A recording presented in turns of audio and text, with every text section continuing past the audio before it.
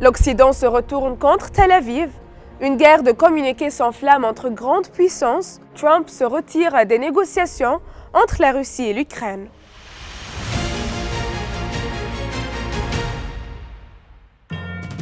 Après de longs mois à défendre le droit légitime à la légitime défense, la position de l'Occident a changé face à l'agression menée par l'occupation israélienne contre la bande de Gaza.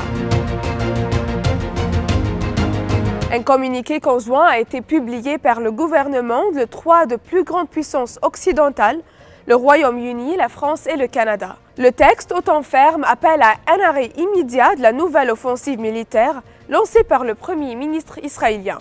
Il réaffirme leur opposition à ces opérations et souligne que le niveau de souffrance humanitaire à Gaza est insoutenable.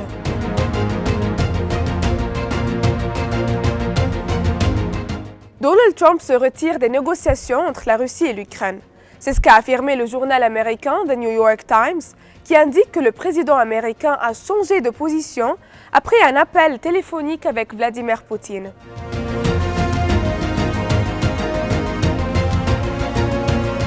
Selon le journal américain, Donald Trump a renoncé à soutenir l'Europe dans l'imposition des sanctions contre la Russie, et ça pour faire pression en faveur d'un accord de paix avec l'Ukraine.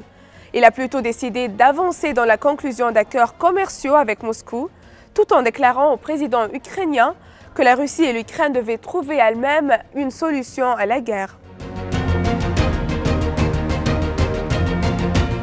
Le Dôme d'or, ce rêve que le président américain souhaite concrétiser, consiste en la construction d'un bouclier antimissile défensif destiné à protéger l'ensemble du territoire des États-Unis. Selon les déclarations de Donald Trump, son coût s'élèverait à 175 milliards de dollars. Ce système serait entièrement fabriqué aux États-Unis et achevé dans un délai de 3 ans.